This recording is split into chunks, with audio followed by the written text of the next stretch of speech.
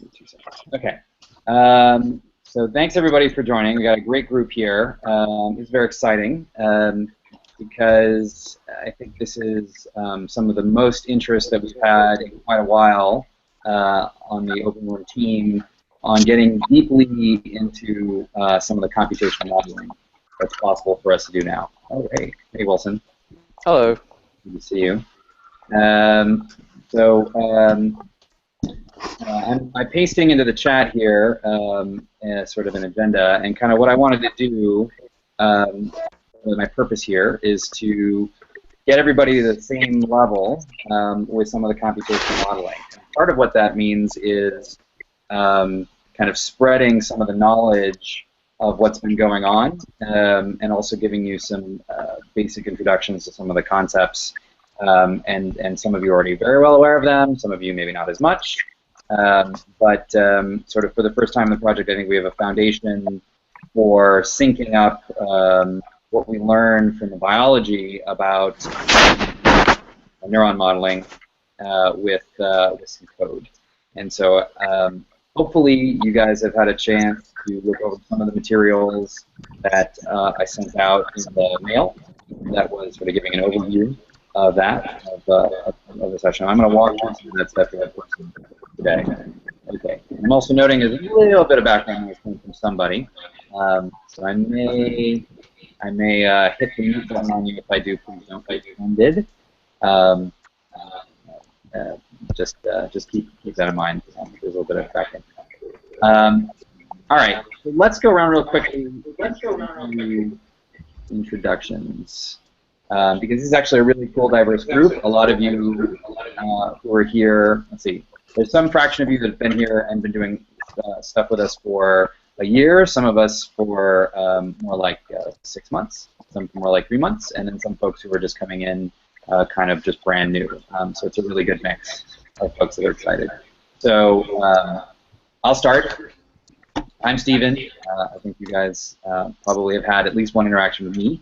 And the ability to meet some of you in person and others not. I've been coordinating the OpenWorm project for almost 4 years now.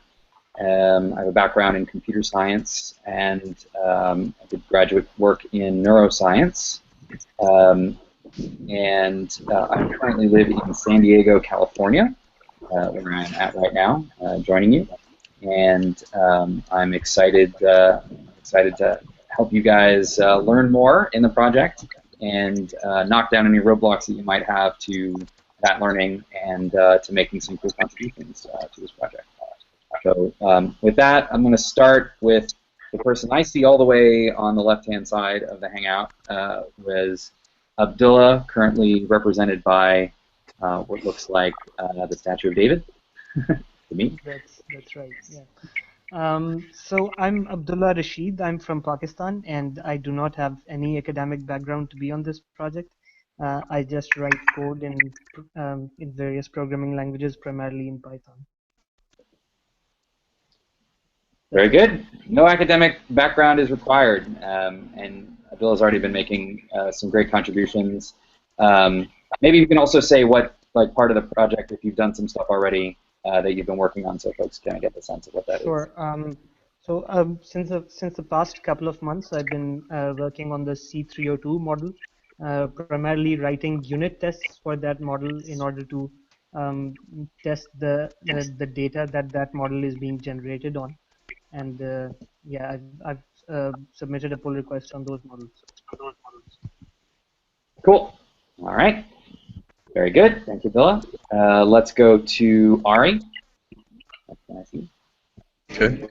Hi, I'm Ari Richmond. I live in Detroit, Michigan, and I work in the automotive industry. I got a master's in electrical engineering with a specialty in machine learning, which is why I got interested in this, and I've been contributing with the worm behavior model for the last few months. What? Hey, Ari? Yes. This is Joe. Yeah, I'm actually from the Detroit area. Who do you work for out there? I work for NSK. Okay. In Ann Arbor. Okay. Yeah, I used to work for ABB Robotics. Oh, really? Very cool.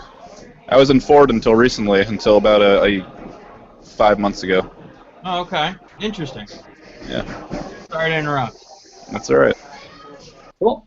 All right, very good. Let's go to Emma. Hey, how's it going? Sorry, I keep losing connection to the video call, but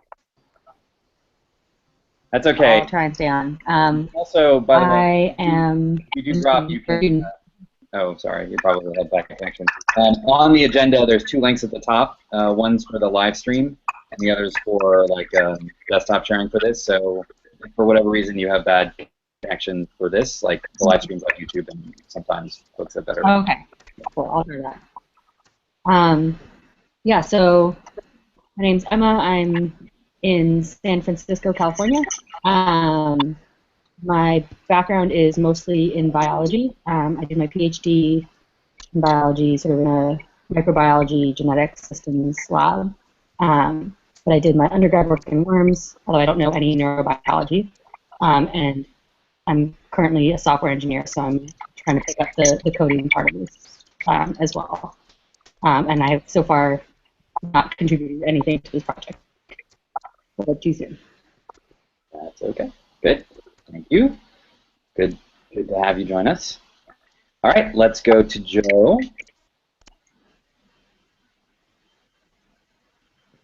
Who looks like he's muted. Maybe. Oh, no, here I am. Sorry about that. No worries. So I do a lot of Python development. I also have some experience with OpenCV. Although I have experience with lots of different languages and tools and APIs and such, but mainly Python these days, a little bit of C, C++. I've always been interested in the neural aspects of this kind of the biology, the computational biology side of things. So, yeah. Excellent. And where are you at? I'm currently, like I said earlier, originally I'm from Detroit, but now I live in the Denver area. Okay. Awesome. Welcome. Yeah. Go to Miguel.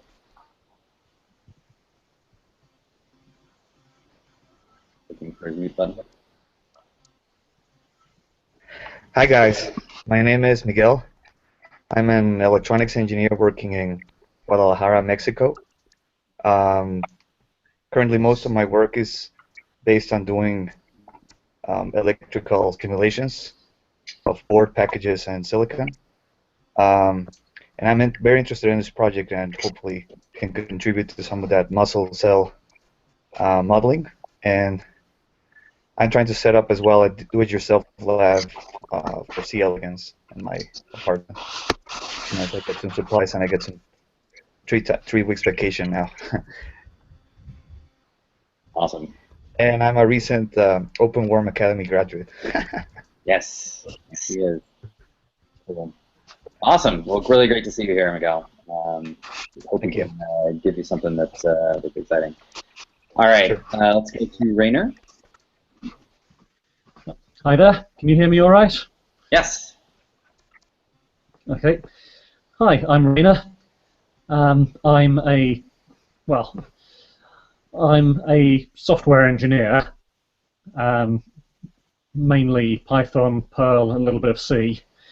I was a natural sciences undergraduate, so I've got a little bit of biology background that's coming in really useful in this project. I found OpenWorm about a year ago, and I've been contributing little bits here and there. At the moment, I'm working on modeling the electrical behavior of the muscle cell using NeuroML2. Very good. And you are, did you say where you were at? Oh, yes. I'm in England, in London. Cool. All right. Thank you very much. A lot of what Rainer has done, by the way, is work that I kind of want to spread out more evenly amongst the rest of you. So he's been leading up a lot of this stuff and should be considered as sort of a go-to person for some of the things that we'll be talking about. So when it comes to the deep modeling and when it comes to the ion channels and that kind of stuff. So thanks for joining us, Rainer. Cool. All right, let's go to Tobias.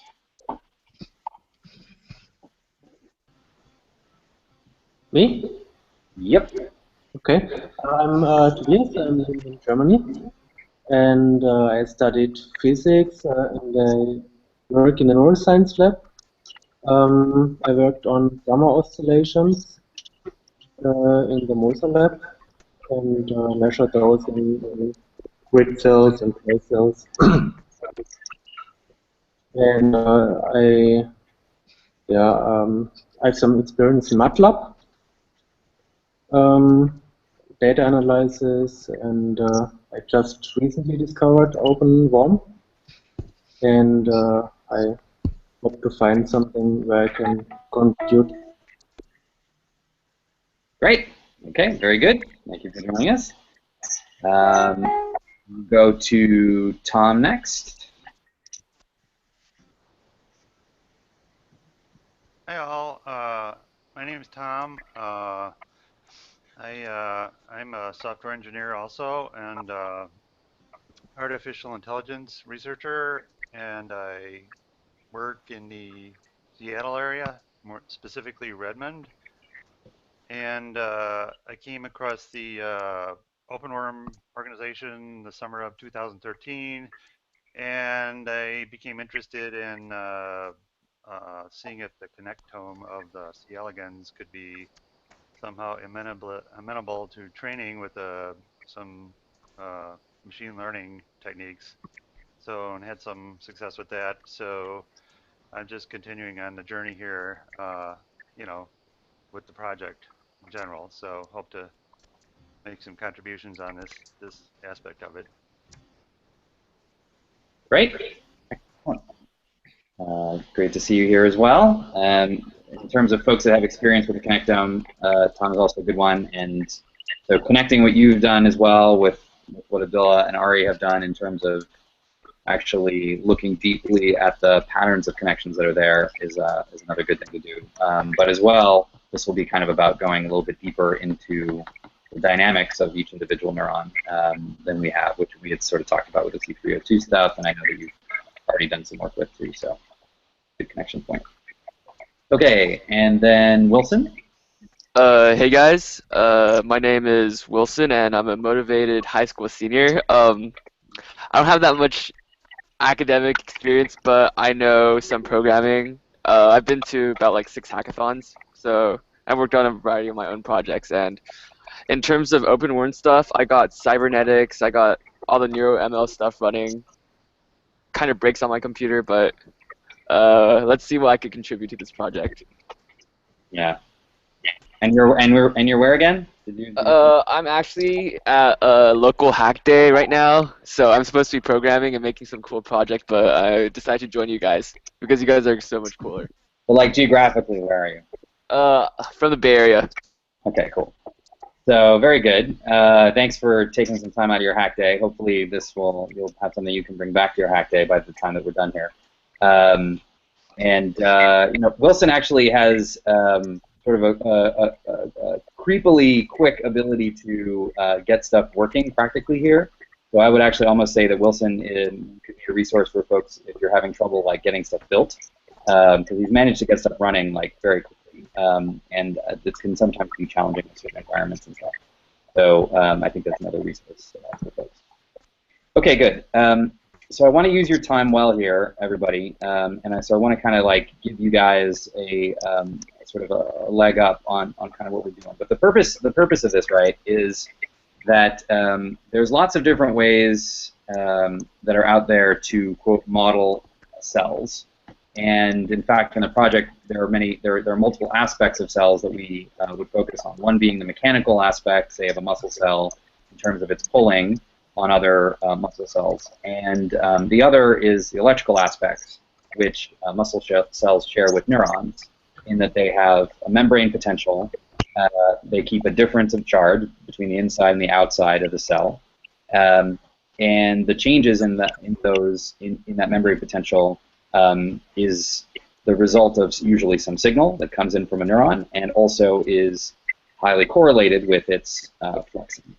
So in the project, we've come to go one step deeper than, say, a simplistic model of a neuron, which is just kind of like an integrated fire, or at least we're wanting to go there, and get down to the level where we can talk about the membrane potential using sort of real biological quantities.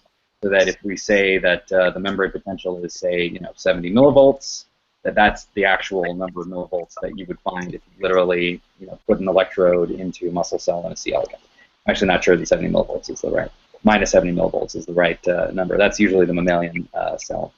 But so for our purposes, the important thing is to be able to report results out that are at biological levels, so that they can be confirmed, validated with what's actually seen under the microscope. And that level of depth is something that very large-scale models of neurons are sometimes hard to achieve. Sometimes it's overlooked to get these actual quantities, and sometimes this level of dynamics that we're talking about here in the project is not the first priority of a project. And we even have, you can build our connectome under C302, for example, and do it only with integrated fire cells, which we know to be not the reality. But we've done it in the project as a way to kind of short circuit some of the more challenging aspects of the software. But this group here is about going down to the level of dynamics that are as realistic as possible when it comes to getting the membrane potential over time correct of both muscle cells and neurons. And so that's the main focus here. And the way that we've started that is work with this muscle model. The muscle model is so far the most detailed example of the electrical aspect of any cell that we modeled in the project, and that's what Wiener has been taking up. And then the second piece, so that's kind of the depth of getting like that one piece very accurate, and then the breadth is in building up small circuits of cells that have the right dynamics and the right connection patterns, and getting and verifying that they're doing something reasonable. And so there's a few different things that we've done there. We've looked at this circuit around a social behavior, around RMG, and this is something that Ari Richmond has been working on, where there's a paper that talks about this hub and spoke circuit around this one particular neuron, and the way that it's activated, being involved in the worms either clustering together or not. And then another circuit that we're wanting to look at are the motor neurons that synapse onto a single muscle cell, like the muscle cell that we're modeling out, so that then we can add more detail to those neurons and have something that reproduces what that muscle neuron is actually receiving. So if you shrink yourself down to this one little muscle cell that's in the worm, which is causing its body to flex, basically you say, hey, what are the neurons that are attached to me, and what sort of signals are they sending me? That's kind of the idea of this of the motor neuron circuit. So in order to be able to do this well, I just need to get everybody kind of the same level in terms of like what it means to reproduce those dynamics in terms of some math. So what I was hoping to do was just sort of quickly walk through some of the materials that we've been sharing, and it's important that we kind of get questions from folks if they have them. So if you do have questions, I kind of want folks to be able to ask them. I'm also hoping that this is going to serve as an archive for folks that come down the road who want to learn about this topic, and we'll have this up on YouTube. So your questions are very much helpful to doing that. And okay, what we're going to start with this is probably a teeny tiny bit of electrical engineering, which some of you may not be super up on. I'm going to try to give you what you need to know, but it's possible that after this you might want to brush up a little bit on a couple of simple basic ideas about like capacitors and resistors from electrical engineering. In fact, I will provide like a good reference for that for folks, so that's sort of a bit of the foundation here. So before I dive into any of that, does anybody have any questions right now in terms of kind of what we're going to do and why we're doing it? That's it.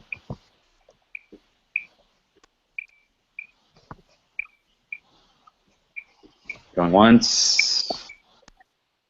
Going twice for people to come off mute. Okay, cool. So let me jump in then. I will share my screen here real quick. Again, if you've seen the agenda, you should have links to be able to see my screen through a Join Me link, and you can also be watching this directly on the live stream. All right. So I sent out this link on the mailing list to this journal clubs here, and since then I've actually also added some Python code. So if you looked at it before, you might want to look at it again. I'll be talking about the Python code a bit later. So let's see. The first thing that I had was Introduction to Hodgkin-Huxley modeling and muscle model. Okay. All right. So this was slides that we made up probably back in like 2012 actually, but they've continued to kind of be a valuable thing. We never actually did this on YouTube, unfortunately. I've only been giving this presentation just sort of one-on-one with folks. So apologies to those of you who've already seen this material. I think a few of you have. I think I might have gone over some of this in the academy. But okay. So this is basically based around this paper, Boyle and Cohen, 2007. But it starts out with, so this is sort of the target, is like hopefully by the end of this you'll have some better insight into what this equivalent circuit diagram is, which is a equivalent circuit that explains the electrical aspects of a muscle cell. And don't worry if this is really gibberish to you right now. I'm going to kind of break pieces of this down, sort of starting with what's in the bottom right-hand corner here first. Okay, so the first thing is Hodgkin-Huxley basics. So Hodgkin-Huxley model is named after two guys, two scientists, one named Hodgkin, the other named Huxley. They were two British physiologists. They won the Nobel Prize in 1963 for work that they did in 1952 in physiology and medicine. And they described how action potentials in neurons are initiated and propagated. And they did that by breaking down this biological activity of what neurons do into a set of nonlinear ordinary differential equations that basically give you a way to approximate what excitable cells do. Was there a question? Okay. All right. So what is that work? All right. So really quickly, just in terms of a reintroduction to the cell. So if you take any cell, you basically know that there's major components are the inside and the outside, and between the inside and the outside of a cell is something that we call the membrane.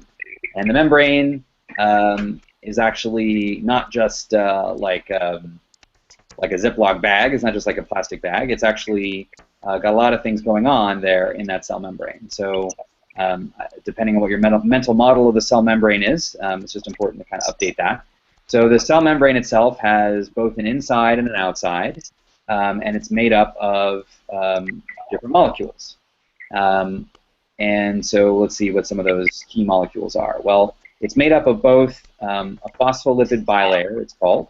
Okay, so the phospholipid bilayer you can think of as something that has a head and two tails for each of the phospholipids itself. The head likes water, and the tail does not. So the head is attracted to H2O, which might be on the outside, and the tails want to get away from the H2O, and they want to stay pointed away from it.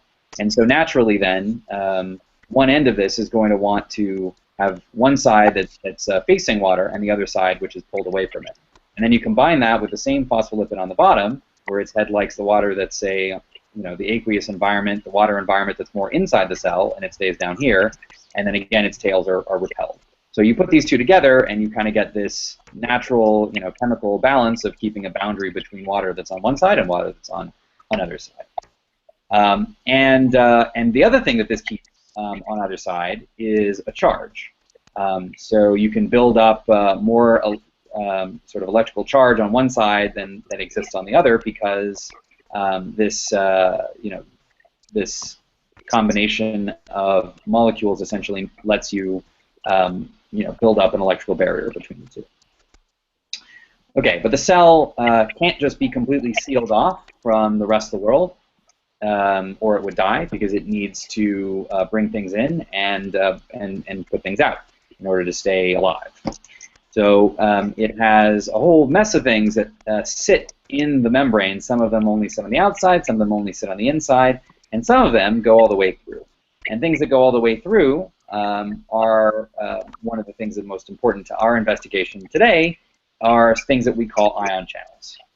Ion channels, which are basically little portholes in the membrane that open and close based on different criteria. And when they open, they can allow certain things to pass through depending on the type of ion channel it is. So it's like a little porthole in a submarine. Of course, in a submarine, you don't want it to ever open. But in this case, well, not when you're underwater anyway. But in this case, it can open, but then it only lets certain things come in.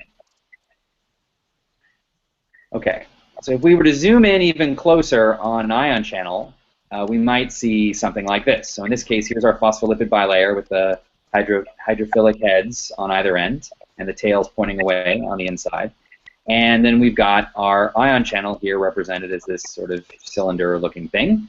Okay, and so that's kind of the starting foundation for Hodgkin-Huxley, which is that we take the membrane and we model it as a capacitor, and that's where our electrical engineering begins. Is that this capacitor thing is an electrical element, which back in 1952 Hodgkin and Huxley were familiar with because to some extent the renaissance of electrical engineering, and then the ion channels are modeled as conductances. And conductance is a word that's slightly unusual or somewhat unfamiliar to straight-up electrical engineering, but conductance is often modeled as the letter G, and it's basically just the inverse of resistance. And that's so a resistor is something that's very familiar to electrical engineering. Whereas a capacitor, so what is a capacitor? A capacitor basically keeps charge on one end or the other. A capacitor is usually modeled as two plates that are separated from each other with a lead coming in on one side and a lead coming in on the other side. The plates are separated by usually some sort of what they call dielectric material, but basically it's something that doesn't directly allow current to flow through. But what it does do is it builds up an electrical field inside that capacitor, which can later be discharged depending, when the circuit sort of relaxes. So capacitance is something that's modeled as charge divided by voltage, and so there's this very simple equation that defines that. And then resistance is modified as voltage over current, which is also, like we said, 1 over capacitor, or 1 over conductance. So, okay, so these are the two sort of starting elements. Is that we, and this is very common in sort of biological modeling, is that we take something that's happening in the biology, so we pluck out this combination of one ion channel and a little bit of membrane, and then we find essentially electrical components that could stand in and represent the electrical aspects of what these things do. So when this thing opens and charge flows through, it's like a resistor that's allowing more current to flow through it. And a resistor is basically something which prevents charge from flowing through. Often in electrical engineering, you think about this as like a pipe that has water flowing through it, and the resistor is like something that's resisting the flow of water coming through it. So like if that pipe had some rocks or gravel that were in it that sort of slowed the flow of water coming through it, that's the way that you think about it in terms of electricity. So it sort of slows the flow of electricity coming through it over time. And that's essentially what this does. When the ion channel is closed, it's like a total resistor, so nothing can go through it. When it's opened up, it's like it can be as little resistance as having all the water kind of flowing through, all the current flowing all the way through this pipe. Okay, folks with me so far? Some folks know this stuff cold. Other folks maybe just getting used to this. Let's put an eye back here and some nods maybe. Yep. Okay, folks look generally still alive on the Hangout. I'll keep going. All right. So capacitance is the ability of a body to hold an electrical charge. It's also the measure of the amount of electrical energy stored for a given electric potential. Capacitance is measured in a unit called a farad. The farad is 1 coulomb per volt. Coulomb is the unit of electrical charge, and a volt is the unit of electromotive force, electrical potential difference. So This is just getting into more detail on capacitance. Again, capacitance is the thing that that the membrane is doing. Okay, so this is just some details of some vocabulary. Resistance is the measure of the opposition to an electrical current. This is kind of stuff that I was already kind of trying to describe. So conductance is the inverse of that. It measures how easily electricity flows on a certain path. Resistance is measured in ohms. Conductance is measured in a unit called Siemens, which is also sometimes called mhos, which is ohms spelled backwards. So, you know, electrical engineers like, you know, jokes and stuff. So that's the unit of conductance. You probably won't actually see that very much, but it's just a fun fact. And then anyway, resistance is the ratio of voltage across it to the current through it. Okay, so these are just the same equations that we're showing. Okay, and then so electrical current is a stream of charged objects. So basically, think of something that has charge moving over time. Current is measured in terms of coulombs per second. It's also known as amps. Okay, so current is charge over time.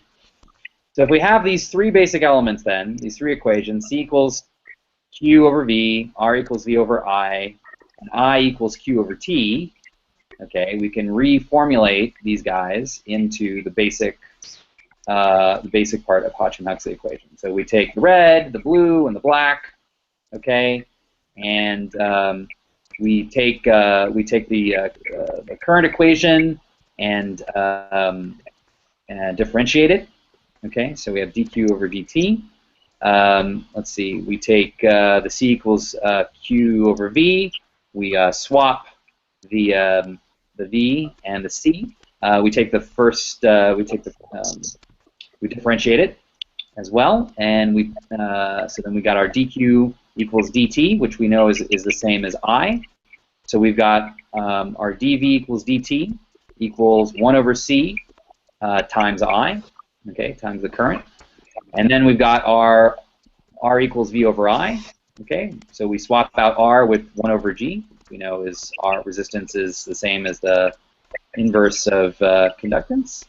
And then we swap I and R, okay, so we get an equation that says I equals V times G. And then we plug our V times G back in over here, and we get this equation. It's hard to see the G over here because there's this next button. But so basically, dV over dt equals 1 over capacitance times voltage times conductance. So this is you know, this is some math where we start with the basic fundamental definitions of a capacitor, a resistance, and current, and we just get a form that we can do something with to help us model the membrane. Okay, this is basically the starting point for Hodgkin-Huxley equation. And this is the starting point for modeling an electrical membrane that has a component of a variable resistance going through it, and that has you know, a membrane modeled as a capacitance. Okay, so this is just if you're not super up on the math, this might just be something you need to stare at. But I think each arrow step here is fairly is just making a single change to the various equations and plugging them together. Does anybody have any questions on this right now? Okay, we have to go through this math, and then it gets much cooler. Okay, so that's the general form of the Hodgkin-Huxley equation, and to make it applicable for different kinds of ion channels, then we take this basic form and we expand out the VG part of it. Okay, so we're going to leave the dV equals the dV over dt. Over here, we're going to parameterize it with this lowercase m. Same thing with the capacitance, but we're going to expand out the V times G into a sum of V times G's, where with this sum symbol here. So, and then we're going to expand out the V to be this difference between the voltage and the voltage of the membrane and what we call the reversal potential. But these are both in the same units in both cases. So this is what's going to let us describe a series of V times G for each individual ion channel. So these are the different components. So what we basically have is that this term tells us how the membrane potential, the voltage of the voltage across the membrane is changing over time. This is still the capacitance of the membrane, which is this quantity that describes how basically how impermeable it is to how much how much charge it can build up. The voltage across the membrane and the reversal potential of the ion channel are these two different pieces. So whereas this is the change in voltage across the membrane over time, or the slope, this is the instantaneous voltage across the membrane, and then this is the conductance of a given ion channel, is this term here. Okay. So why do we want to do this for multiple ion channels? So this picture that I showed you up here sort of pretended that basically there's only one ion channel.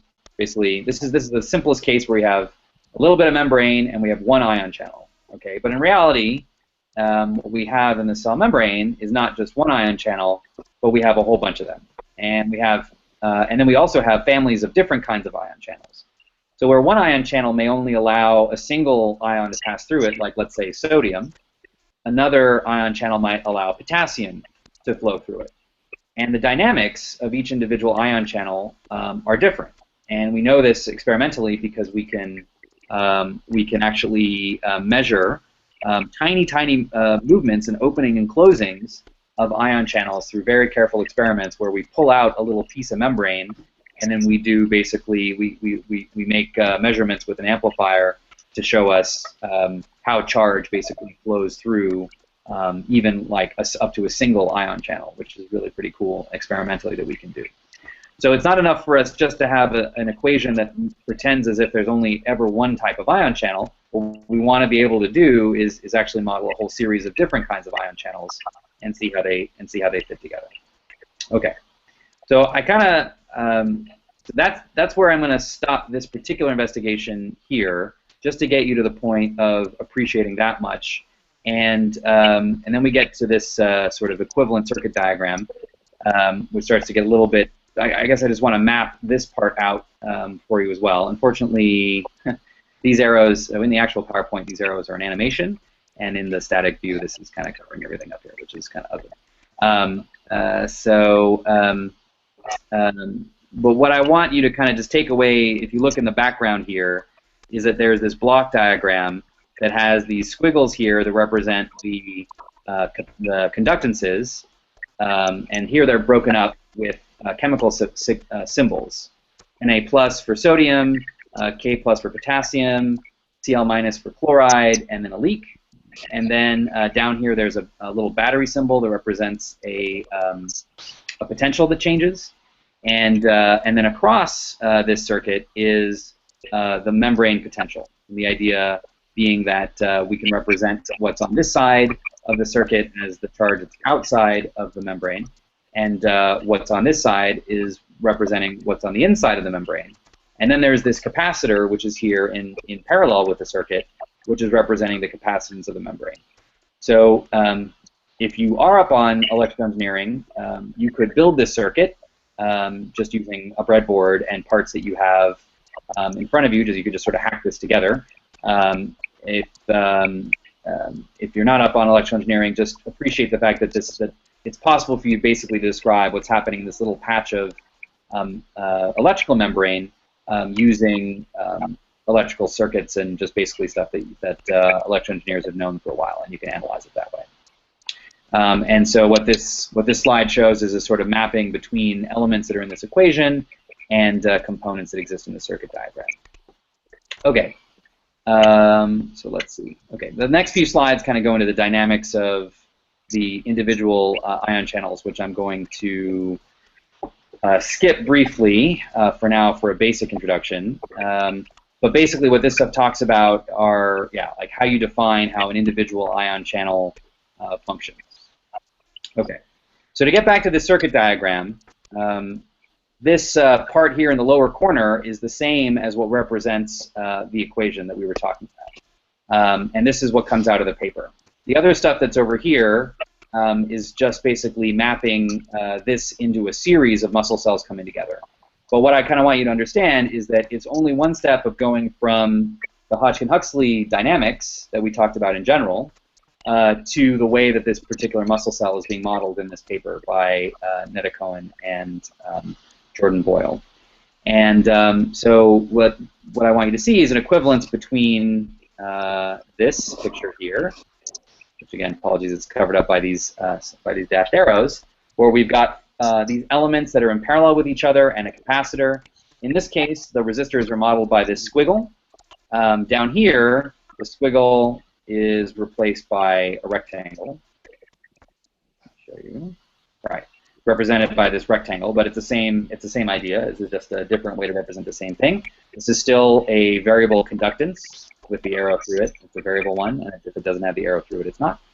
And then we've got these batteries that are here representing the reversal potential, and then we've got a capacitor that's over here in parallel with that. And we've got the change in voltage both on one side and the other. So this is what represents essentially this little electrical circuit. Okay, so now then back to the biology. This is what the muscle cell looks like. This is a picture of a muscle cell in C. elegans, a body wall muscle cell. In this case, it has these little red protrusions, which we call arms, which actually reach out to the neuron. It's a little bit different than in the mammal, where the neuron often reaches out to the muscle itself. So in this case, the synapse between the muscle and the neuron is happening here at the end of these arms.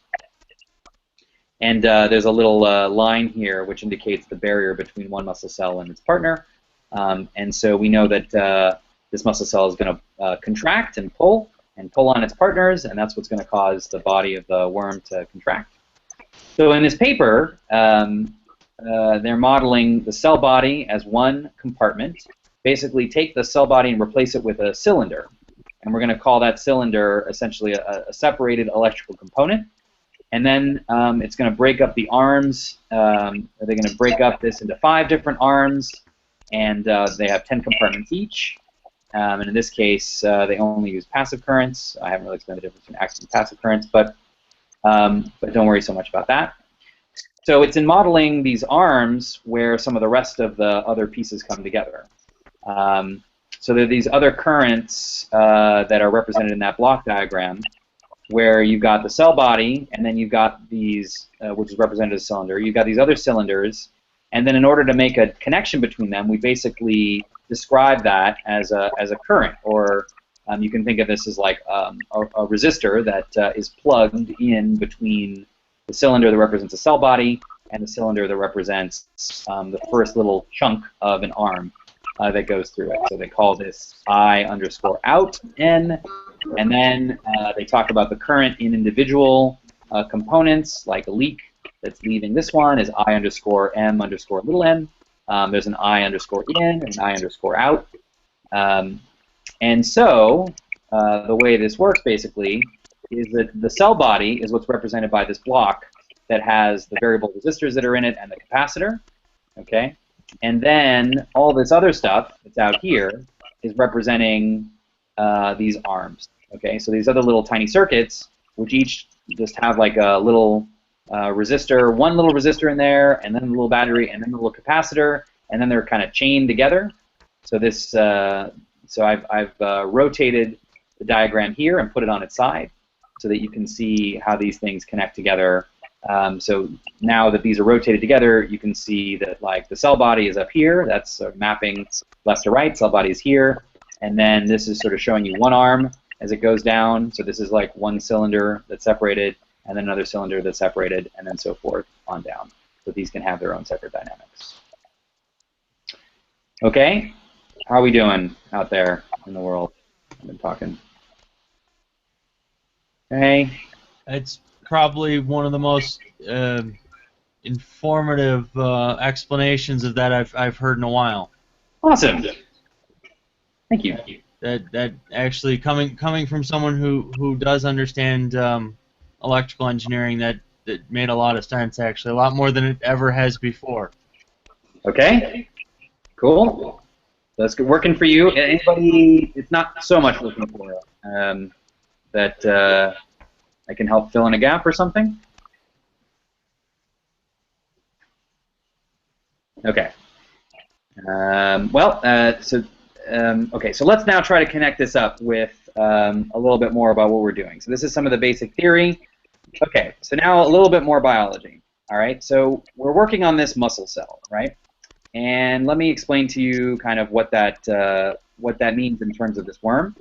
So here's what the muscle cells are, and this is the beauty of the C. elegans, is that this stuff is all like quantifiable and countable.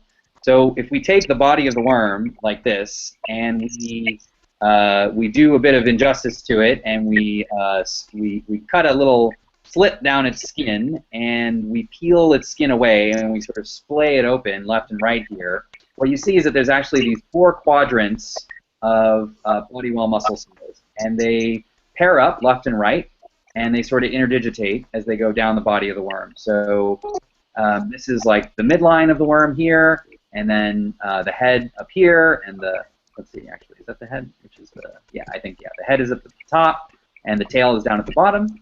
And so all these little guys sort of line up here as you go and fit together.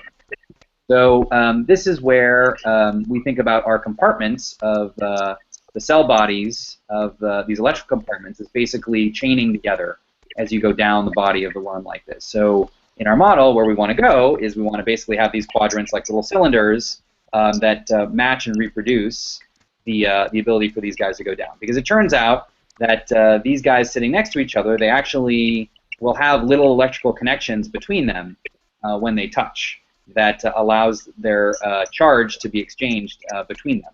So we know that they have an electrical impact on each other. And the connections between them are called gap junctions.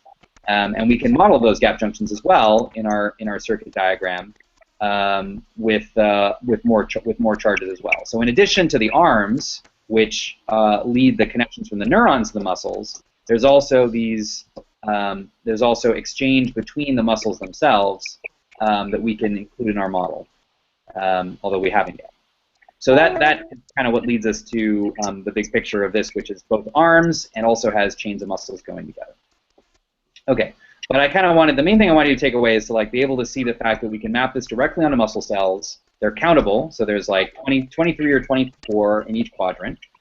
We've picked MDL08, one specific one, which is, I think, this one up here in the upper left-hand corner that my mouse is running over, to be kind of the focus for what we're doing in the muscle modeling project. So, okay. So then the thing I wanted to show next is, okay, so now that you've had a basic introduction to the equations, there's a little bit of code that's inside this Google Drive folder, okay, that I've shared with you. And the link is, it's in the document and in the email. It's called Hodgkin-Huxley.py. Okay, folks so Miguel has already had a look at this. And I encourage you guys to check this out and try to run it.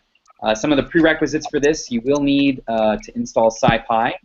And it's a good exercise if you're just getting into Python to be able to do that. So it does have these prerequisites. It may involve, a little bit of compiling on your system. If you're just getting started with Python and you need help, reach out, on the list, and we can help. But there's a fairly good number of quick start guides online for how to get SciPy installed in your system. So basically, what I want to point out is that these equations that I've just been showing you, you can play with yourself with this little bit of code. And the code is it's only 90 lines long, 90 lines. It's pretty digestible. We try to comment it up as much as possible.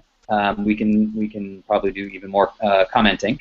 But basically, we've done things like we've got the constants here. Try to name them in the same way as what we have in the equation.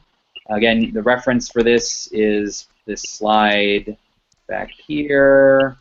Let's see where we've got the sum. It's acting up on me.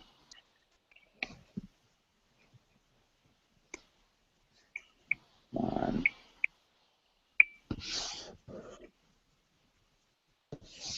Okay, yeah. So when we get to this basic form here, the dvm over dt, 1 over cm, we got vm, ei, and this g underscore I. And the g underscore I, we're replacing the I of those conductances here with either g over g underscore na, G underscore K or G underscore L. So in this case, Na is sodium, K is potassium, L is leak. And then the E's here in our equation, the E underscore whatnot, we've also named. Okay, so E underscore Na and E underscore K, E underscore L, these guys go together. These are reversal potentials. Okay, and then the stuff I kind of skipped over is the gating channel kinetics, just in the interest of time. I've skipped over them, although you have the slides and you can dive a little bit more into understanding what those are. But they're all here in this code as well. But the point for you to see is that these guys kind of add up into being able to represent the currents of sodium, potassium, and leak in this case. We do inject an external current, and then we define how long it's going to integrate. And then when this code runs, this is where the equation comes together that I have here. So on line 48 is the summary to this. And so some good work for you guys who are just getting into this. I would recommend that you stare at this equation for a bit, and then you come back to line 48 and you stare at the way that this is done here, and sort of get a sense of how these things have kind of come together. Because the intention is that these fit together. Some differences, in this case we're subtracting, in the other case we're adding them together, but that's because there's actually a negative symbol that's at the beginning of the equation over here, so it's a negative, and so when you put that out in the sum, and we end up doing the subtraction here. We are dividing by the capacitance, which we're also doing here, and then you'll see as well how these activation kinetics fit into this piece as well, if you kind of follow the code and see how the alphas and the betas are all adding up into these M's, H's, and N's.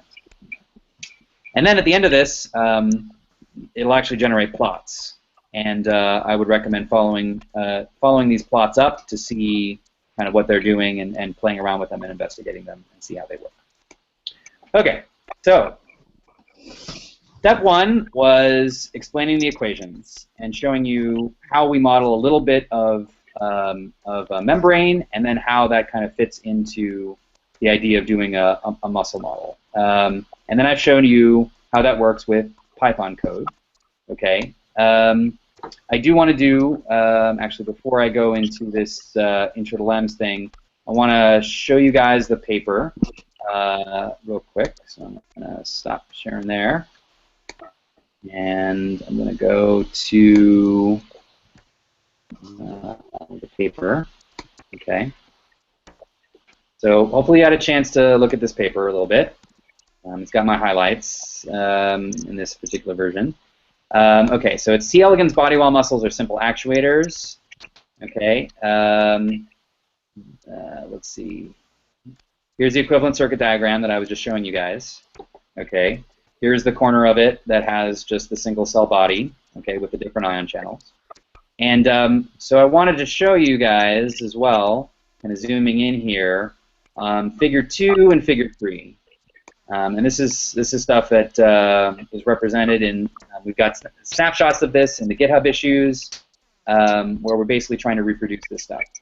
So figure 2 basically has 2 different electrical ways of looking at the whole muscle cell.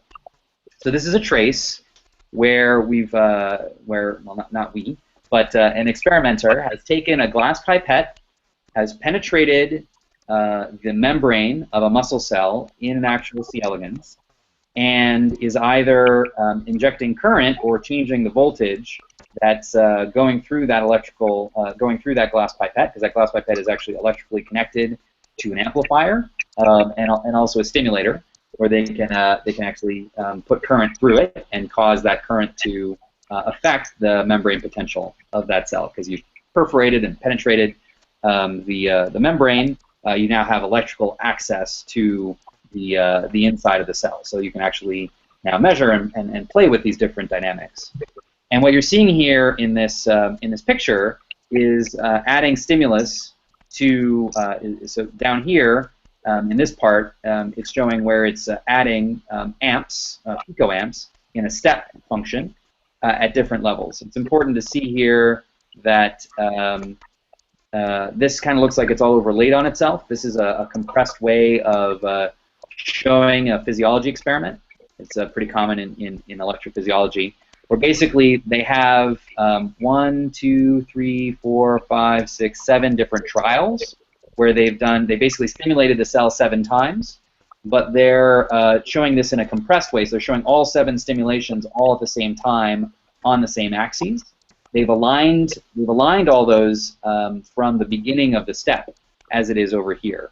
So they basically started, and they've got a range of steps. So they've gone all the way from 700 picoamps, and in a very compressed way, as you go down, it's even intervals. So the ones just below would be 600, and 500, and 400, and 300, and 200, and 100. And what they're showing up here is the response of the whole cell to getting this ramp of electrical activity, and where it shut off as well. So there you can also sort of see that when they dropped the current, often that had this effect of changing the electrical activity of the membrane.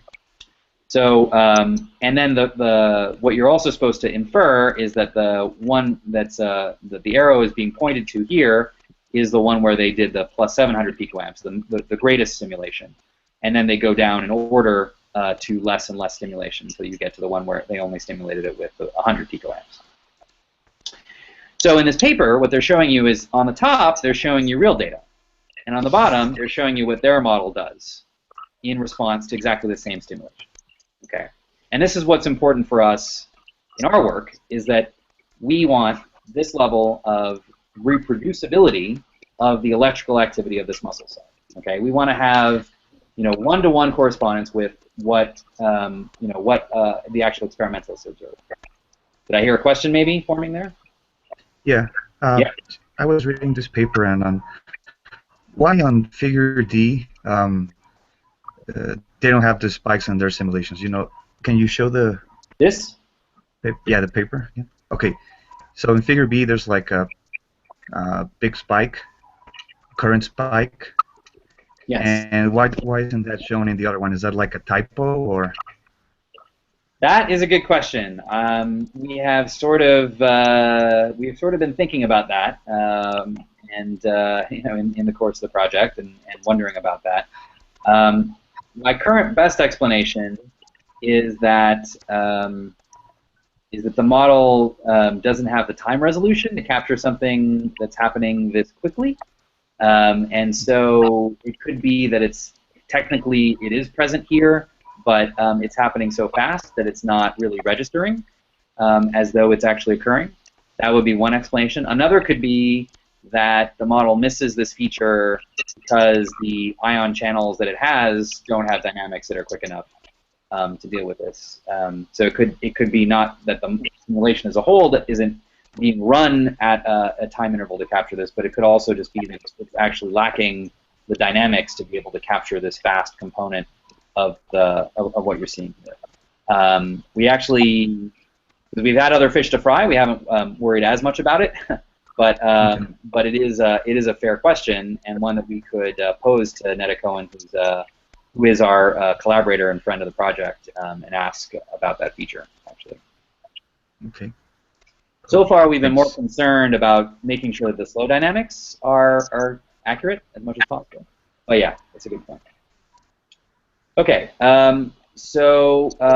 what the difference is between A and B here? So it's both real data on the top and simulated on the bottom.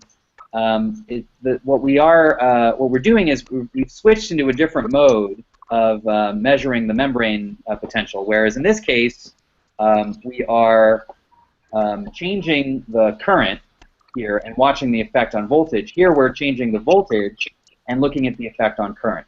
The important thing for you to see when you're looking at this is that in this case the y-axis is in millivolts, okay, where we're seeing the voltage changing, and in this case the y-axis is measured in amps or nanoamps specifically. They're both changes in time with both milliseconds in both cases, but here we're seeing the change happening in nanoamps, and we're making the stimulation in terms of millivolts. And this is just a common pattern in electrophysiology of how you look at the difference between these two things. It's just common to see both and make measurements on both because they kind of tell you different things about the electrical response of this. But what's cool about this is that electrophysiology kind of came out of electrical engineering in a way that you would potentially look at both the voltage response and the current response of an electrical circuit, even separate from the biology altogether. And it turns out that when it comes to measuring the response of excitable membranes, this turns into a useful way to kind of get down to the atoms of what's going on with that. Okay, so now so hopefully you guys are all still good for another 25 minutes. This was booked for an hour and a half because the last pieces here I'm going to be putting stuff together. If for some reason you do have to go for whatever reason, please note that this is all going up on YouTube, and so you'll be able to catch the end. But hopefully, the next 25 minutes are going to be useful to you because we're going to be getting back to basically what we're doing in the project right now, which we're basically one step away from. Like reproducing this paper is one of the big things. Okay, so I have to also explain Figure 3. So Figure 3 is also critical to understanding what's going on in here, and it's also critical as we go out from this muscle cell to other neurons as well. So basically, this exact same experiment of looking at the current response and the voltage response, you could do in a neuron. And this is probably the level of dynamics that we really want to be looking at for our neurons. So we want to know not just does it integrate signals and fire, but we want to know basically like what is its current response and what is its voltage response, and how does that look over time? Because this tells you about so the way this comes about is as a result of a combination of ion channels, right? That's what Hodgkin and Huxley told us. And that's what their equation tells us, is that we understand how excitable membranes work because it's not just one ion channel, but it's a family of ion channels. And the difference in the dynamics between one set of ion channels and another set of ion channels, as they're all together present in the membrane, is what creates the specific response to a current, the specific current response or a specific voltage response. So how quickly it goes up, at what point it goes up, at what point it comes down again. This is all determined by the physics of the dynamics of individual ion channels.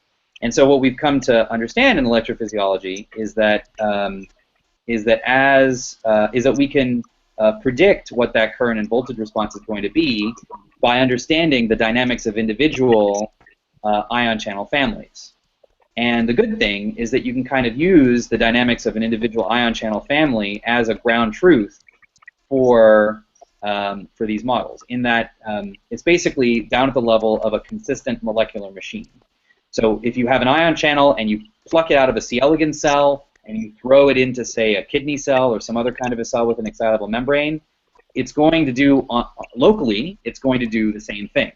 It may be in a different environment, and it may be responding to a different voltage environment, but basically it's going to have the same electrical characteristics. So essentially an ion channel is like an electrical component that you'd find in engineering. It's a machine. It's going to do the same thing in all cases.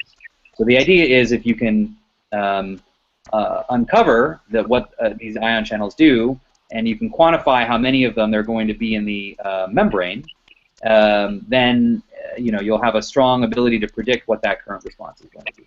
So what Figure 3 is about in this paper is about drilling down into the ion channel models that they picked for the muscle and looking at those characteristics and making sure that those characteristics are accurate.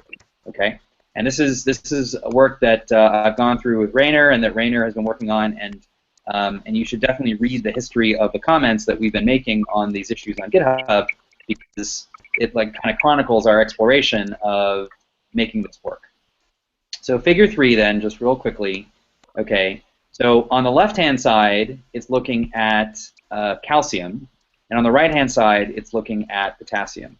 In order to understand what's happening here, I just need to introduce you briefly to the idea of a current voltage chart, an IV plot, okay, as it's called. I for current, V for voltage, current voltage plot, all right? So the y-axis here is current, and the x-axis is voltage. And this is also a very common thing inherited from electrical engineering, where you plot what is the current response compared to what is the voltage response for a given electrical circuit. And the shape that you get out for this plot tells you something about the characteristics of that given ion channel. So now we're drilled down to just a single ion channel, and we're basically saying, okay, so how do you build one of these up? So basically, what you do is you use the current voltage relationships that we were seeing before, and you say, okay, you can either do one of two things. You can either look at the peak current voltage relationship, or you can look at the steady state current voltage relationship. And in this case, they're actually looking at peak for calcium and looking at steady state for potassium.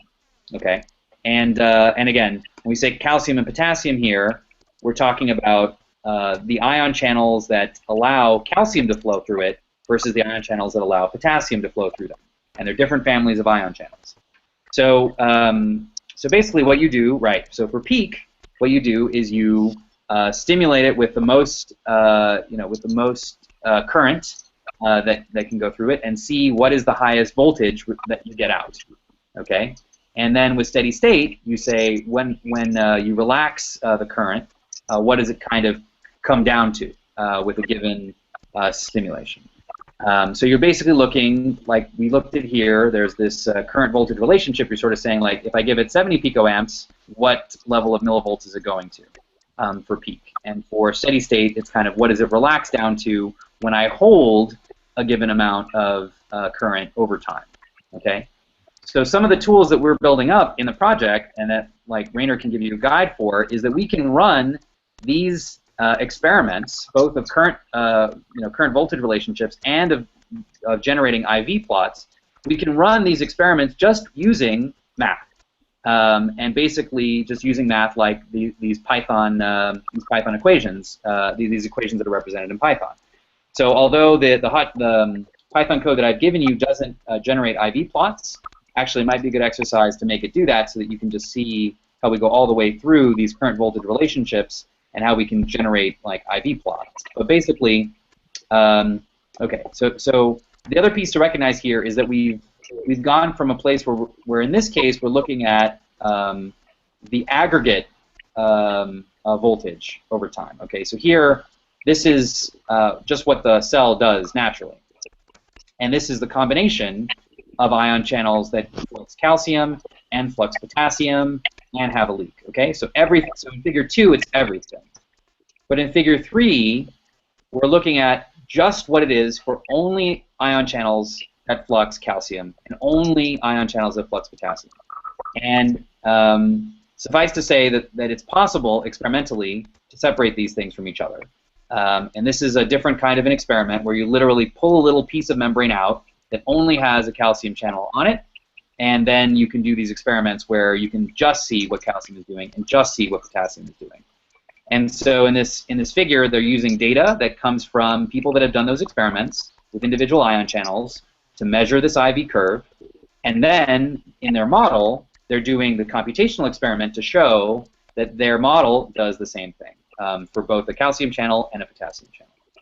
And like I said before, these are the molecular machines that are the foundation for the aggregate dynamics that we looked at before.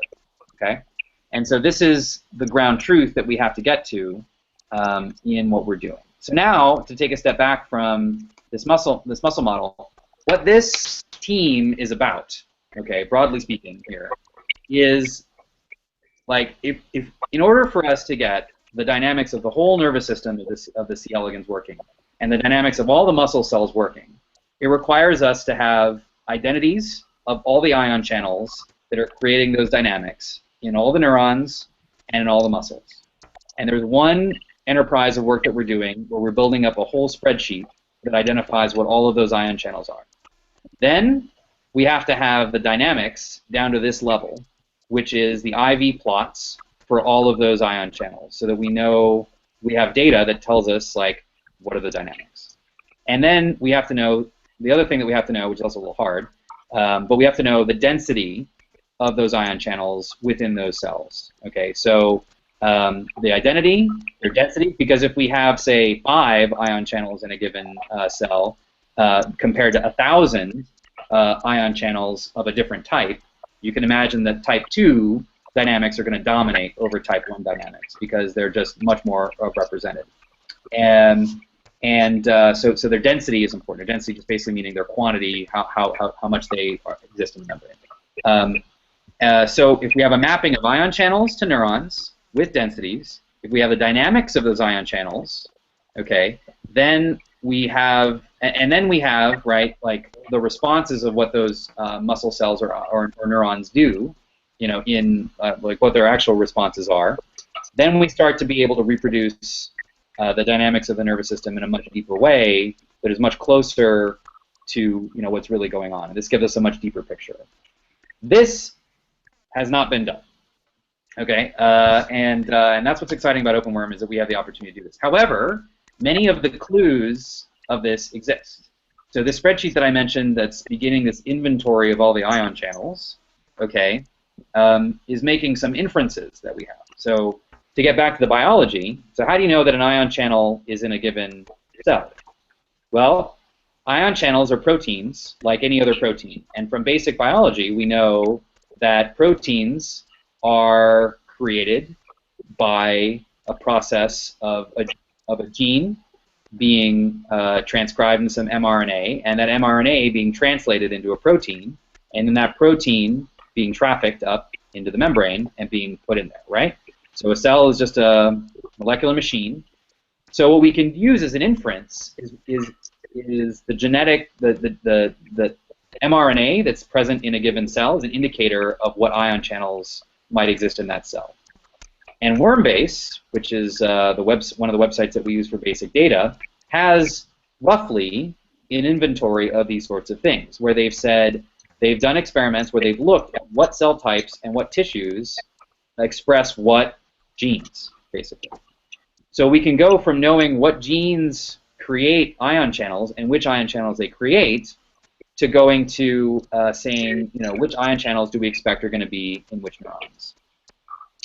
And so we started this process, although it's been a bit slow, but this spreadsheet is a constant work in progress to be able to identify that. And then there's gathering up the dynamics, okay, at this level of current voltage relationships. And it turns out that there, and believe it or not, there's a small cottage industry of biologists that spend their time figuring out what is the current voltage relationship for ion channels.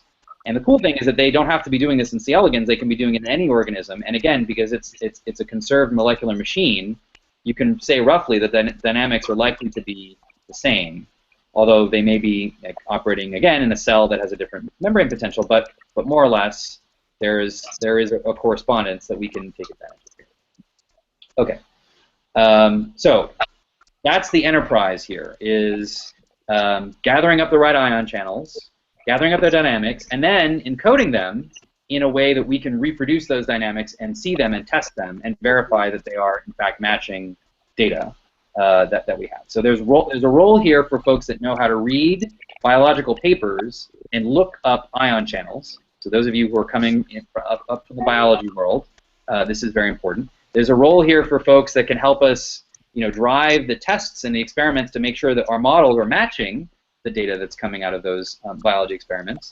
And then there's a role for folks that are helping us to like assemble the infrastructure to continue to add what we know on the biology side into our connectome, so that we have, so that this one-to-one mapping turns into actual code.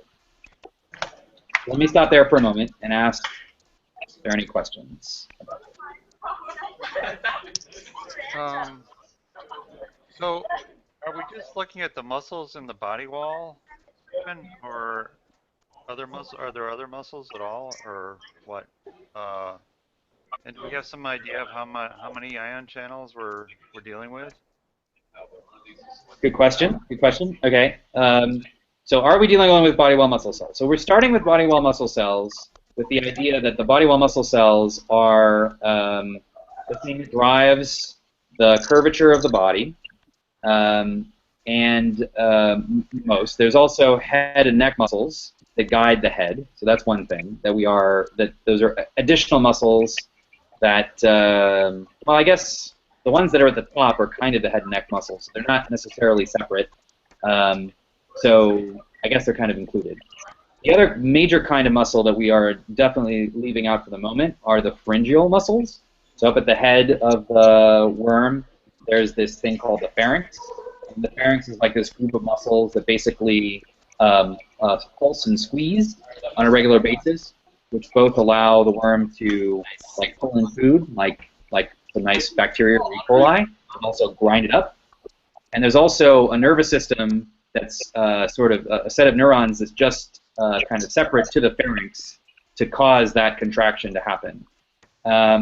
In certain cases, we've looked at the pharynx as a nice little like model of a model system to say, hey, maybe actually we could look at the ion channels of those muscles and those neurons separately first, because there's like maybe just a handful of each, and we could still potentially do that. And if one of you are interested in doing that, that might be interesting, because there is sort of a small literature that focuses on dynamics of the pharynx muscles. But basically, we're taking the lead from body-wall muscle cells sort of opportunistically, both because it fits into this bigger picture of making the mechanical model work, also because Netta Cohen and her students have published these papers where they've actually created these models, for us already mathematically, and we can build on those.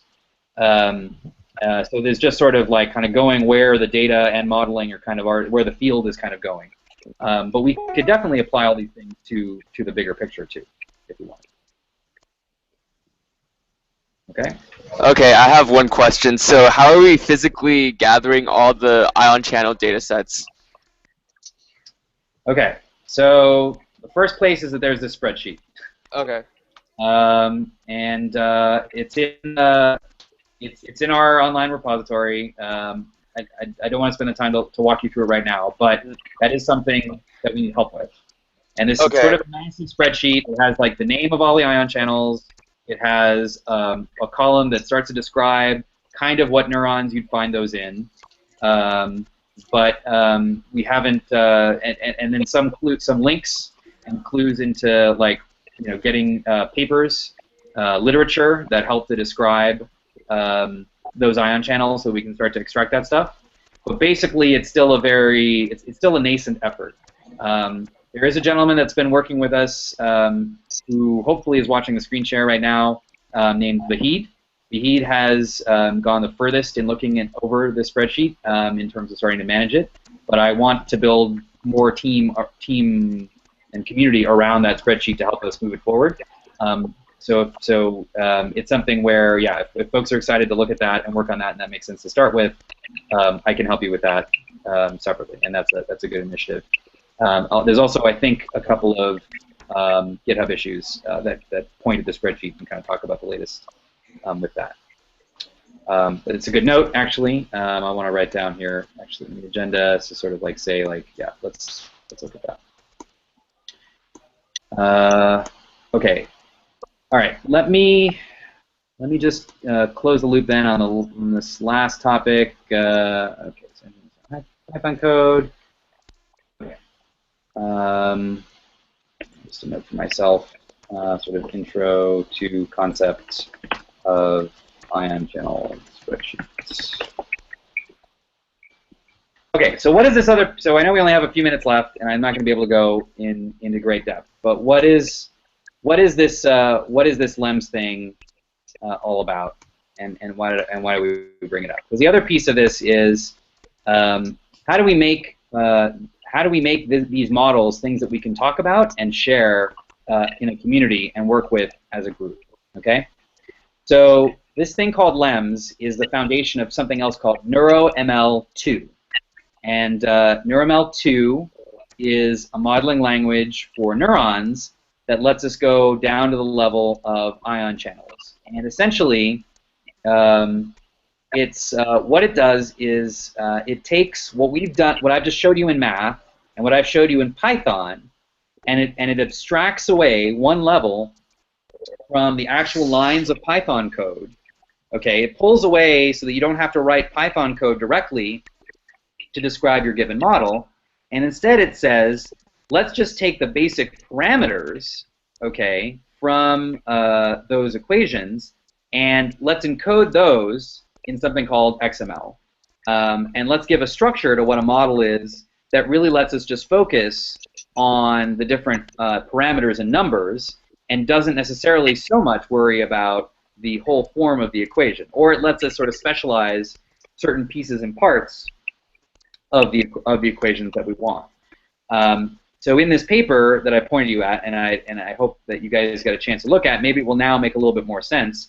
But so for example, this little bit of XML, as it's described here in this particular figure, is attempting to show you how you would represent one ion channel from the Hodgkin-Huxley model in a little bit of XML. So it'll give you things like an ID. So we had Na being sodium, and here it's giving it a name. It's showing you the conductance, which is one of the parameters that we have to have in our model. And then it's showing you something about the gates, M and H, which I skipped over in my description, but which is an essential part of the math. And there's various, so the rates at which those things go are kind of described by this forward rate and reverse rate, this other gate, forward rate and reverse rate, okay? And basically, with an XML-based description of this given ion channel, you can go from having this thing represented in some code, which isn't very modular, which isn't really a block of anything that you can share with anybody, because it's kind of buried in the code. And now this little piece of XML becomes something you can put in a single file, and you can put in basically a library, and you can pull it in and reference it from different models. So I could take this ion channel today and pull into one model. I could take this exact same ion channel and pull it into a second model, and I would know that it's the same ion channel in both cases. As opposed to like copying and pasting code, I can just reference this thing by name. And I can also do experiments on it individually, because this essentially is standing in for a little system of equations, okay? But this gets fed to a little bit of code right now called JLEMS, which knows how to read this XML, knows how to pull these parameters out, knows how to stuff them right into the right equations that is needed, and reproduce these dynamics. So one thing that I kind of need to do, and I've been kind of like poking the authors of this system to do, that we don't have yet, is that we could have a Python-based tutorial that goes beyond just the basic Hodgkin-Huxley equations that I've shown you, where we're literally writing them out just using math, and instead walks you through, okay, now taking that same Hodgkin-Huxley system of equations, but now represented in XML, and showing you how you can run that also with Python using this JLEM simulator, and you can get out basically the same sorts of results. Because what I need to get you guys to do is understand the math, okay, understand how it relates to biology, and then level up one step so that you can look at this XML and say, okay, cool, now I can see how that relates to the math, and I can see how that relates to some little bit of biology, which is this ion channel, and I know that in order to make the dynamics of the cells do the right thing, I have to go and build a little XML for a given ion channel, and then I need to run some tests on it, run it through my simulators, and see, does it produce the right IV curve, as what the biologists show the IV curve is for that right ion channel. So we don't want to be working with Python code that just has the equations, because that turns out it just doesn't scale up, right? So we can't do it that way. We have to break it down into components, so that at the end of the day, our model is really going to be all these little XML files of all these little ion channels, and it's going to be, and then the one higher order thing above that, I should also just point out, the one higher order thing above that is so that once you've got your ion channel described, okay, see, I'm hoping that there's a figure like this, yes. Then you have like a description of a whole cell, okay, like this one, this one's just a very simple integrate and fire cell. And then we actually have something in here that describes what I'm hoping for.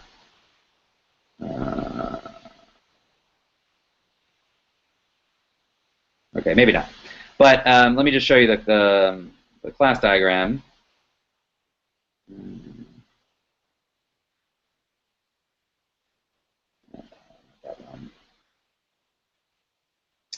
Okay. So in the same way that we think in the biology about having these like physical ion channels that aggregate up into the dynamics of add up into a cell, NeuroML has a description of things like ion channels, but it also has descriptions of cells, and then those cells can be put together into networks where they relate to each other in that way. And you can just use something like an XML document to hook all these things together. And so a cell would reference a set of ion channels, and the network would reference a set of cells. And this is, in fact, what we have right now in our repositories, is that we've been building up these NeuroML2 representations that use LEMS under the hood, okay, to represent this muscle model. So what Rayner's been working on for the last several months, for example, is this LEMS-based representation of transforming what Netta Cohen did in her paper, which was not in NeuroML and not in LEMS, and translating that into this NeuroML2 description so that folks can reuse it, and then building up a code base around testing it. Okay, what Ari and Attila have been doing have been playing with C302, where C302 is this NeuroML2 description, but of the whole C. elegans nervous system, but with dynamics that don't really include ion channels yet. Okay, but it does have the right connections between them. Well, it has. Well, what we're finding is it has the connections that were described in the original papers. We're finding is that in some cases those connections are not as accurate as we want them to be. And so we're working to do things like fill in the gap junctions that are described in the actual connectivity with these NeuroML2-based gap junctions. And then there's this other thing, which is synapses. So the synapse itself also has dynamics, can also be described in NeuroML2, and there's also papers that describe the dynamics of the synapses that we want to put into this NeuroML2 language. With the goal that then we can now have this very plug-and-play ability to continue to iteratively improve our model, right? So now, let's say tomorrow, so let's say, for example, we're missing a description of some important ion channel, okay? This ion channel, maybe, it's a special one for acetylcholine. It turns out that the C. elegans has 15 different types of ion channels that flux acetylcholine. Let's say that today, the scientists of the world have only gotten around to generating IV plots of 7 of them, like half of them, and there's still 8 of them that haven't been described. I don't know that this is the exact numbers, but this is very possible, okay? Because nobody has gone through comprehensively and made sure that they nailed all 15, okay? So let's say that there's but let's say now some graduate student decided to make it his project that he's going to characterize the last 8, acetylcholine channels in C. elegans, okay? And then, tomorrow that paper comes out, and we've got this IV plot, okay? So we want to basically be able to update our model to be able to take that IV plot, hopefully just run a couple of scripts to tune up, make a new ion channel description in NeuroML2, and then now go plug it into all the places where we know that that ion channel exists in the nervous system, and now the dynamics of the nervous system become more accurate because it's based on the dynamics that we've now learned exist down in these ion channels. That's where we're trying to get to here. And again, this is a project that hasn't really been done. I would say that if you've heard of the Blue Brain project, the Human Brain project, the simulation part of that, this is a project where they're also taking a similar approach of using ion channels. So we share that with them. They have something called Channelpedia, where they've been describing ion channels that have been characterized in cortical cells, and they've been incorporating those into models, and there's a lot of opportunity to reuse these descriptions of channels with them. This is basically the modern enterprise of computational neuroscience modeling at a level of accuracy that really gets down to quantities that we can measure. Because if you don't do this, you won't ever have a correspondence with what the electrophysiologist sees when he puts the electrode into a neuron. You'll always have some magical quality of how stimulated or not stimulated the individual neuron is, but it won't be in terms of millivolts that are real. And we know that neurons that don't have that kind of level of dynamics don't have certain dynamical characteristics, like when you inhibit the cell for a long time and then you remove inhibition, some cells will actually spike after they've stopped being inhibited. And this is a key kind of dynamics that you get with ion channels that you can never get with an integrate and fire cell, because removing inhibition always just brings you back to normal in an integrate and fire cell. But in a cell with dynamics like this, removing inhibition may cause this it's sort of a rebound effect, right? And that simple property may be the key to understanding how this nervous system actually works. We don't know, but we know that if we are missing it, the chances of overlooking something important are great. Okay, so now we're 5 minutes over the time that I promised. Folks are generally here. Looks like some folks have had some connectivity problems, but you basically hung in there. So this is really great. everybody's had a chance to introduce everybody, and now you've kind of got a general introduction to what things are going on. What I would ask you guys to do is to now go back to my summary that I sent out before, and which is also appears in this agenda, and now look back through these projects as I mentioned them, and have a read through the GitHub issues, now hopefully in a new light of looking at some of the things that are going on, both in the muscle modeling project, in this idea of the motor neuron modeling project, in the project of looking at the social behavior network, and also in terms of thinking about the connectivity and going one step beyond the tests of making sure that the connectivity is correct, and now starting to actually run simulations that include dynamics. And also think a little bit about, I'll point out to this ion channel spreadsheet as well, and think about those pieces.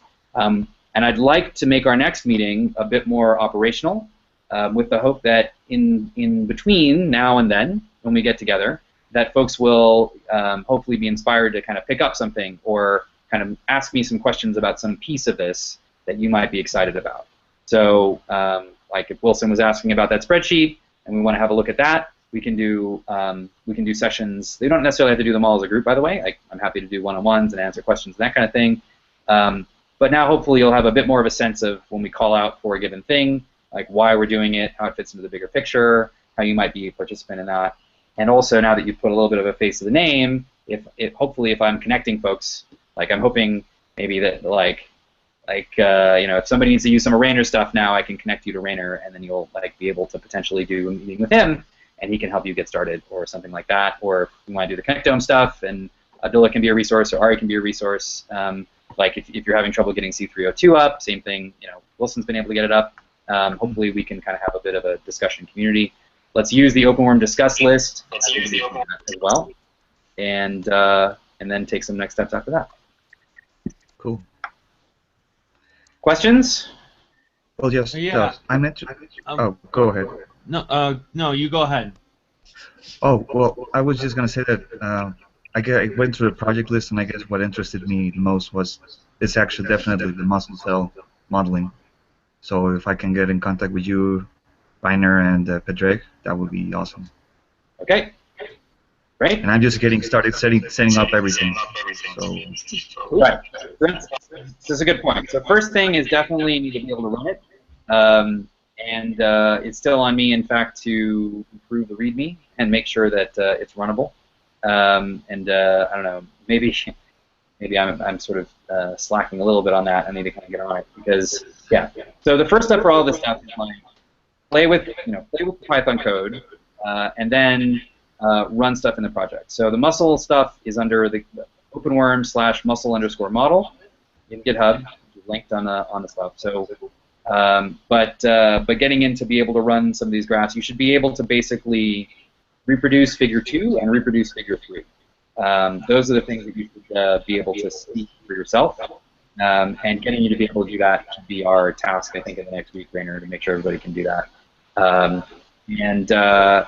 Yeah, and then similarly for some of these other projects, like running the social network, should be something that you should try to endeavor to do to get the tool chain up. And if you're having trouble with it, as you might, let us know on the list what trouble you're having. We'll try to. Okay, Yeah. other questions? Yeah, I had a question about this paper you were talking about. Yes. I don't think I can find it. I'm getting a 404 link when I think I'm clicking on it. Is it the extended.pdf? Yeah, it was probably the link I sent originally, yes. Yeah, I think that's giving a 403 forbidden error. Oh, okay, all right.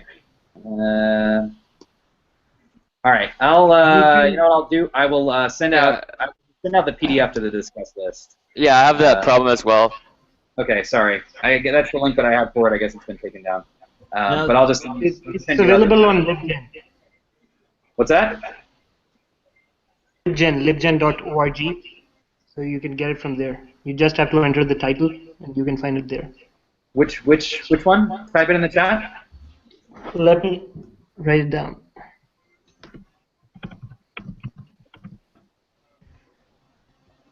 Libgen.org. Okay. You might look for it there. I will send it out. I will send it out to the discuss list, so everybody will get it as an attachment. But Okay. that's good too. When we get it. No, the other thing I couldn't find was that Python code for the Hodgkin-Huxley stuff. So that in the agenda, I've linked to where I linked to the journal club for the Hodgkin-Huxley. Same place you'll find the PPT file that I was referencing. That folder then also has Hodgkin-Huxley.py. Then I'm having some sort of other error because I am getting to that, but the file looks empty. The file looks empty. Okay. Yeah, it must be a Google Drive issue, I think. I don't know. I'm getting other errors with that too.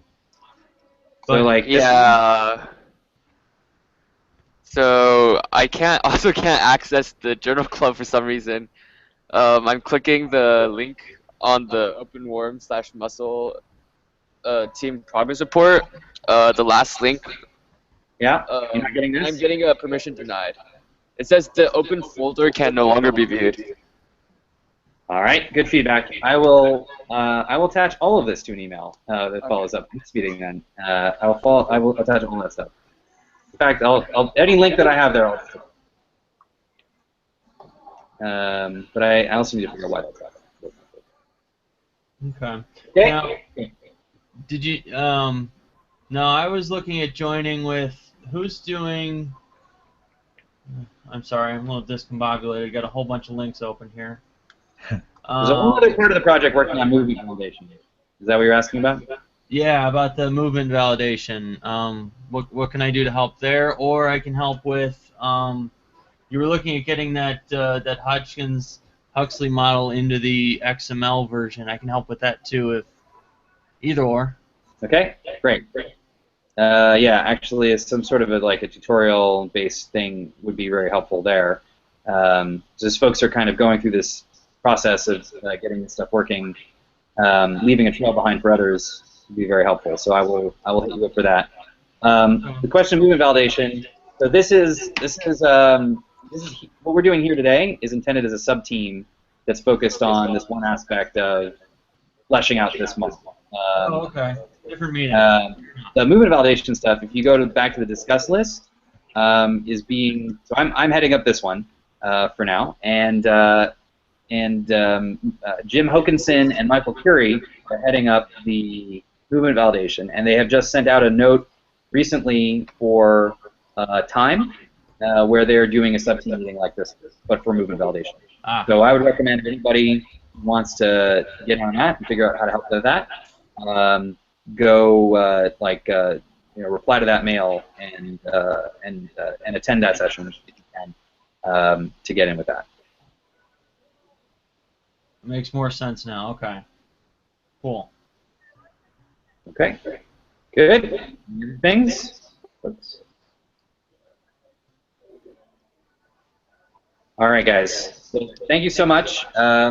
Please keep in touch via email on the list. Let's use the list to flesh out questions as we go. Open source stuff works very well this way. But hopefully, and then I will also set up a follow-up for this. But hopefully now, like I said, with a little bit more face of the name, or just sort of seeing folks here together and getting a bit of an introduction to this content, this will help us to take the offline stuff to the next level and read the GitHub issues with a little bit more understanding, and then find some parts that folks are able to do some stuff with. Okay. Awesome.